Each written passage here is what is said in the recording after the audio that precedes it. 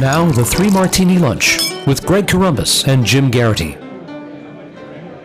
And welcome, everyone, to the Monday edition of the Three Martini Lunch, brought to you today by Sanebox. Get control of that ever-bulging email inbox. We're telling you, Sanebox is your answer. It will preserve your sanity. Go to sanebox.com/martini for your no-obligation 2-week trial, plus an additional $25 in credit if you sign up through us. That's sanebox.com/martini. Jim Garrity is on vacation this week. Ian Tuttle of National Review is here. I'm Greg Corombos of Radio America. As always, or at least most of the time, we have a good martini, good, bad, and crazy for you today. We start with the good, and it comes from someone you would not really expect it from. It's from Chuck Schumer, the Democratic senior senator from New York State. If the Democrats win back the Senate, he will likely be the majority leader next year due to the retirement of Harry Reid. But Chuck Schumer is saying something that I think most conservatives would agree with when it comes to Olympians, their medals that they win in Rio, and how it affects their bottom line. Now, years and years of unrelenting training, representing our country on a global stage, achieving one of the greatest feats in the world in their sport. Our athletes deserve thanks and praise, not a bill from the IRS. So basically, the athletes, if they win a medal, they have to pay taxes on it because the medals that they win, gold, silver, or bronze, have monetary value, and that's considered income, and they have to pay taxes on that. And Chuck Schumer's saying that they should be exempt from that due to all of the effort they put in. They're representing our country, so forth and so on. But Ian, he makes a fabulous argument for lower taxes, or in some cases, no taxes, because he's basically saying if you put your blood, sweat, and tears into a goal, and you achieve your goal, and you make your country better as a result of your tireless work, you shouldn't be punished by your government. Thank you, Chuck Schumer, for that free market advocacy.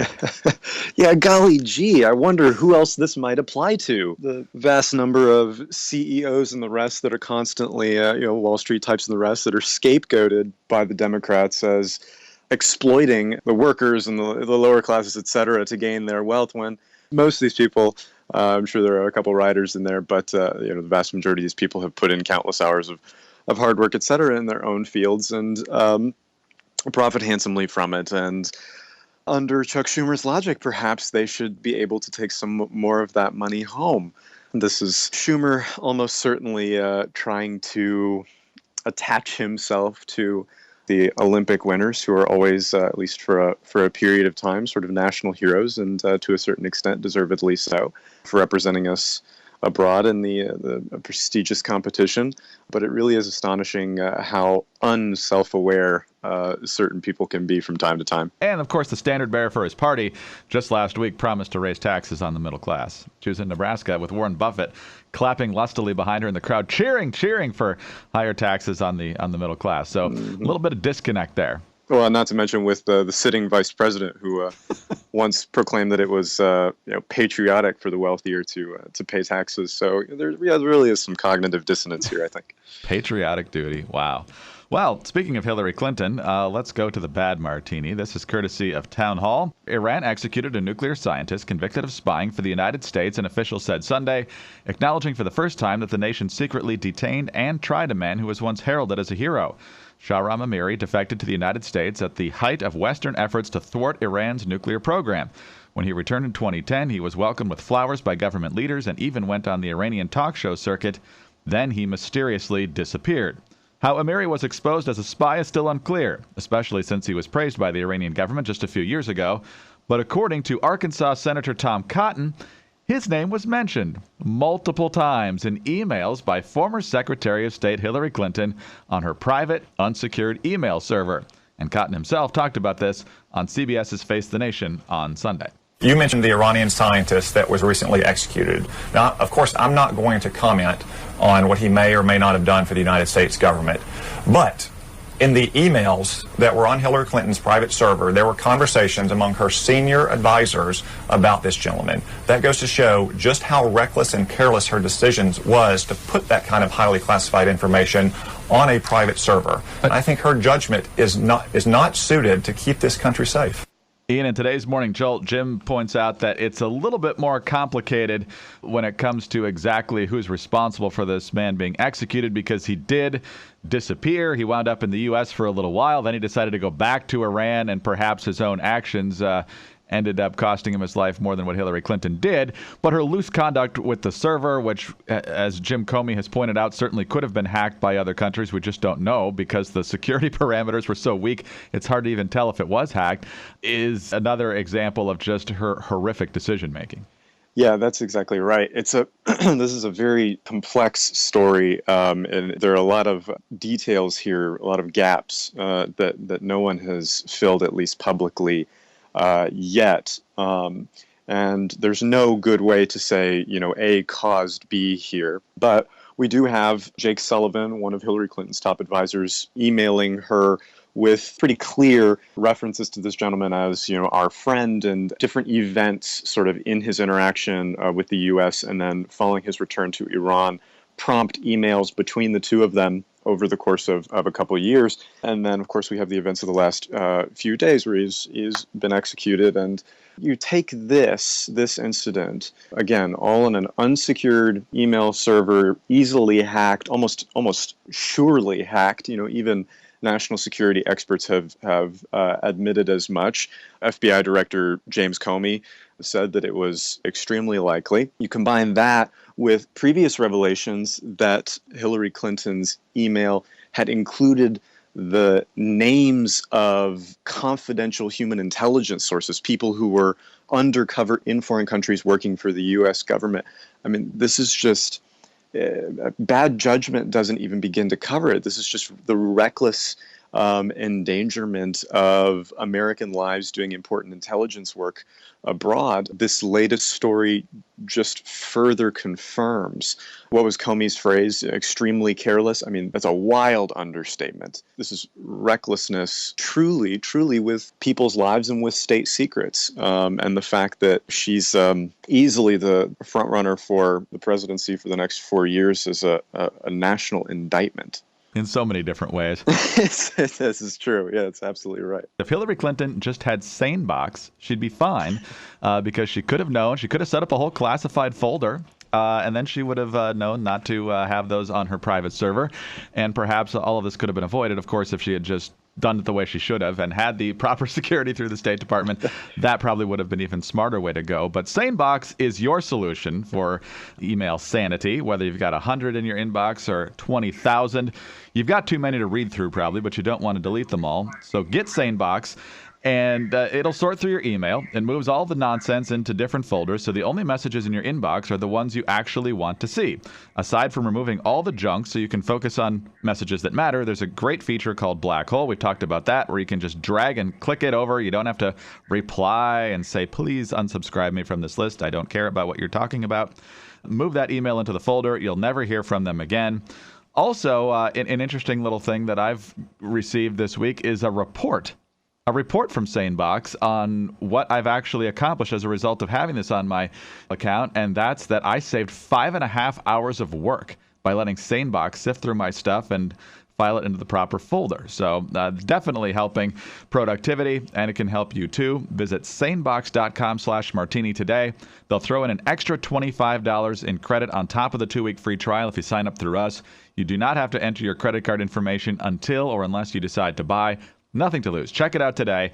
Sanebox.com/martini. SANEBOX.com/martini. All right, on to the crazy martini now. And Ian, I think we might have slightly different views on this, but let's just talk about the facts first of all. This is courtesy of Politico. Evan McMullin, the chief policy director for Republicans in the U.S. House of Representatives, will offer discontented members of his party an option this November by launching an independent conservative bid for president.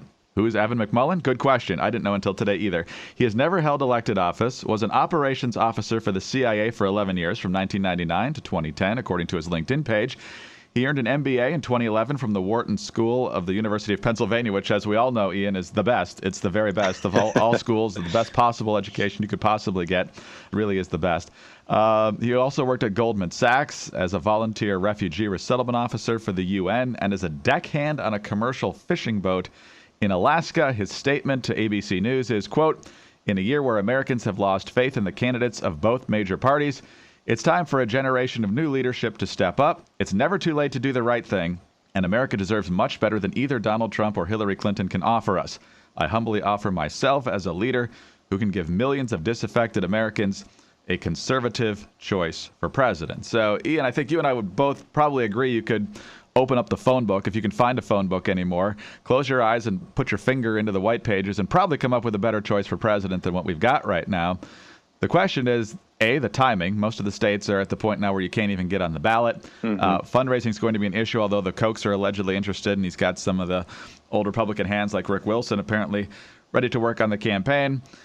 The guy's got fewer Twitter followers than me, and I'm not running for president. Under 1,000, I think he said he has. So anyone who's obviously served our country for the CIA deserves tremendous respect, and probably in a vacuum is better than Hillary Clinton or Donald Trump. But the odds of him making a dent or having a chance to be competitive here seems pretty remote. And in that sense, you have to wonder whether it's worth it all. There's definitely that. Odds are he doesn't get on many ballots, if any.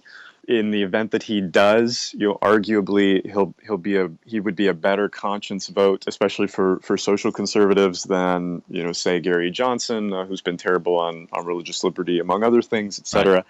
The problem is it's hard to say this because I do think there is some honor just in putting yourself up there when we have two such awful practical options here. The real problem, to my mind, is that the last sort of available option to save conservative hopes in November is for things to get so bad for Trump that party regulars dump him. Jonah Goldberg wrote about this on Friday in the G-File. I mean, the best case scenario now is that Trump drags down the down ballot prospects so much that eventually Ryan and other folks say, that's it. We can't do this. We can't risk it. We've got to dump him. And you get, some sort of machinations within the party to do that, which you can do under the rules. It would be complex and it would be explosive and the rest. But what McMullen's entry does, especially if it really gains sort of traction,